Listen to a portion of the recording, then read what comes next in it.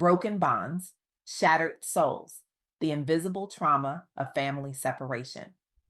Thank you all for being here today.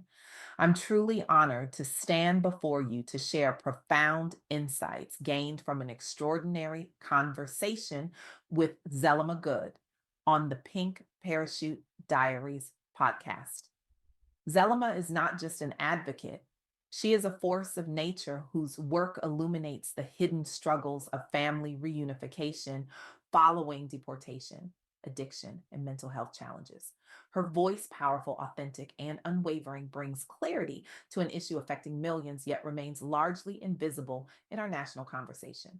Like a modern day Harriet Tubman, she doesn't just point toward freedom, she walks families through the wilderness of trauma toward healing, one painful step at a time. We often think about family separation as a temporary condition, a problem that ends when families are brought back together. But what I learned from Zellima shatters this fundamental assumption. The truth is far more complex, far more troubling, and far more urgent for us to understand. Imagine for a moment that you're building a house. You carefully lay the foundation, construct the walls, install the roof. Then one day, a powerful storm tears your house apart. The walls collapse, the roof caves in. When the storm passes, you're told good news. You can put your house back together now. But here's the question that haunts me. Is simply reassembling the pieces enough? Will the house ever be the same? This is the brutal reality of family reunification. The assumption that bringing families back together automatically resolves the trauma of separation isn't just wrong, it's dangerously misleading. And it's costing us dearly in ways we've barely begun to comprehend. Today, I want to challenge three deadly assumptions about family separation and reunification. First, that the scale of this crisis is limited. Second, that the trauma ends when families reunite. And third, that this is a problem of the past. Let's start with the scale. The numbers Zellima shared are staggering. Approximately 5.62 million US children are currently living with an undocumented household member. That's roughly 8% of all US citizen children. Of these children, 4.71 million have at least one undocumented parent in the home, and 2.66 million live in households where all members are undocumented.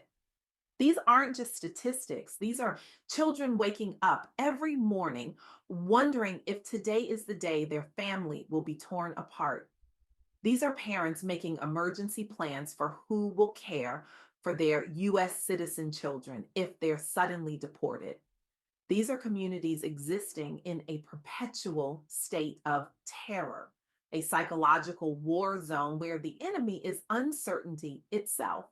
The second assumption, that trauma ends with reunification, ignores the devastating psychological impact of separation. Recent statistics reveal that the average length of care for unaccompanied children who were discharged has dramatically increased from 35 days in October 2024 to 17 days in April 2025. Think about that.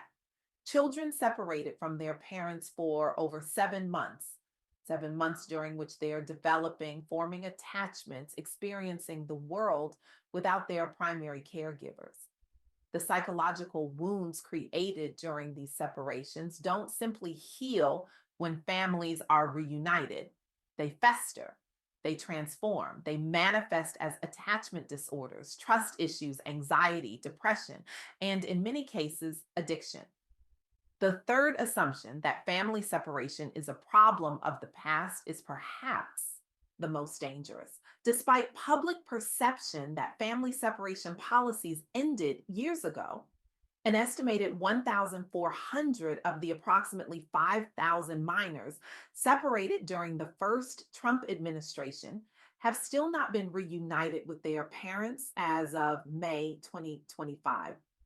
The current administration's immigration enforcement policies continue to traumatize vulnerable families, with the government openly pursuing the largest deportation rate in the country's history. This is not history. This is happening now today as we sit in this room. To truly understand the human cost of these policies, we need to look beyond the statistics to the stories of real families.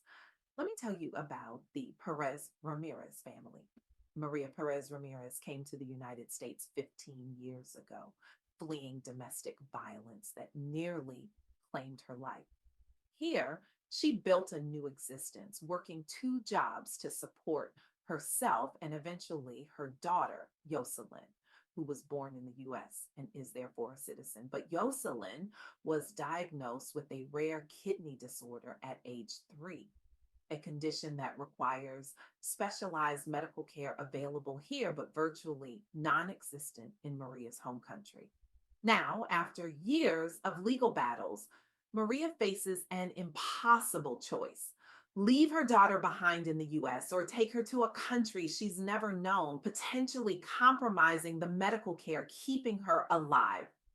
Despite overwhelming odds, Maria has maintained family unity, refusing to be separated from her child, even if it means leaving the country they call home. What kind of choice is this? Maria Achau asked through tears during her interview with Zellima. To choose between my daughter's health and keeping our family together? No mother should face such a decision. The family's attorneys have been using Yoselin's illness as grounds to postpone deportation, buying precious time. Despite these efforts, the family has been given only enough time for Yoselin to obtain her passport before they must leave the country together. Their story highlights how deportation policies affect not just undocumented immigrants, but also US citizen children, forcing impossible choices between family unity and access to healthcare. This is the invisible violence of our immigration system, violence that doesn't leave physical scars, but tears at the very fabric of human connection. Then there's the broader system of care for unaccompanied children. The U.S. Office of Refugee Resettlement is responsible for thousands of children separated from their families due to immigration enforcement. Recent data shows alarming trends. While the number of children in care has decreased from 6,212 in October 2024 to 2,281 in April 2025. The average length of care for those still in the system has increased dramatically from 67 days to 170 days.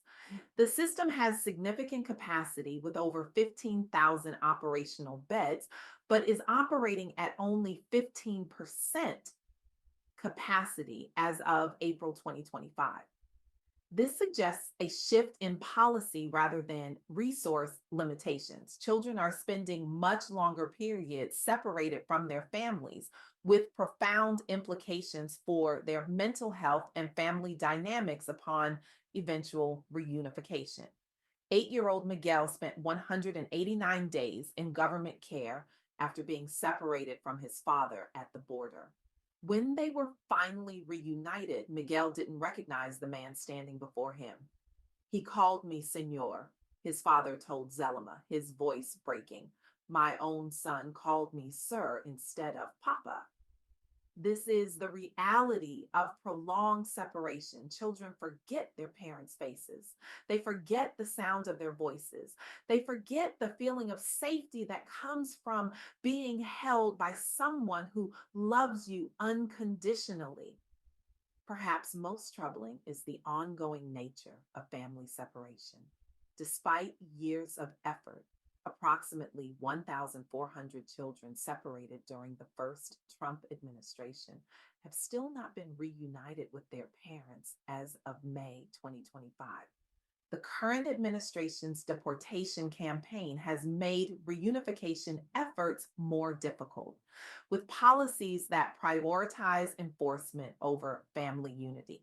Various legal and advocacy organizations continue to work to identify separated families and facilitate reunification, often against significant bureaucratic and policy obstacles. Progress has been slow, with thousands of families still separated years after the policies that initially divided them were supposedly ended. The family separation crisis began under the zero tolerance policy, but has continued through subsequent administrations. Many parents were deported while their children remained in the US, creating complex international reunification challenges.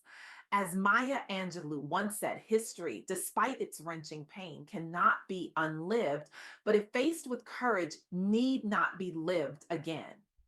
Zellima's perspective reminds us of this truth with what she calls that soul piercing twist, acknowledging pain while pointing toward healing. So, what do we do with this knowledge? How do we move forward? First, we must recognize that family reunification is not the end of the journey, it's the beginning of a long healing process. When families are reunited after separation, they need comprehensive support services, including mental health care, economic assistance, and community integration programs. Second, we need to reimagine our immigration policies with family unity as the central principle. What would our immigration system look like if it prioritized the mental health and well being of children and families over enforcement at all costs? Third, we must listen to and amplify the voices of those directly affected by these policies. Behind every statistic is a family story, a child's trauma, and a community's loss. I want to leave you with this thought. We often measure the success of our policies by what's easily quantifiable: numbers of deportations, numbers of reunifications, numbers of cases processed. But what if we measured success differently? What if we asked how many families remain intact? How many children grow up feeling secure and loved? How many communities thrive because their members aren't living in constant fear? We stand at a moral crossroads. Will we continue to accept policies that shatter families and leave psychological wounds that may never heal? Or will we demand a system that recognizes the sacred bond between parent and child? I challenge each of you today to become witnesses to this invisible crisis. Speak about it, write about it, vote with it in mind, support organizations working on family reunification, demand that your representatives prioritize family unity in immigration policy. Remember, the trauma of separation doesn't end with reunification, it merely transforms. And until we acknowledge this truth, we cannot begin to heal the wounds we've inflicted on thousands of families. The house that was torn apart will never be the same. But with proper care, with attention to the cracks in the foundation, with a commitment to rebuilding stronger than before, perhaps it can become something new, something resilient, something that can withstand the next storm. The time for silence is over. The time for action is now. These families cannot wait another day. Thank you.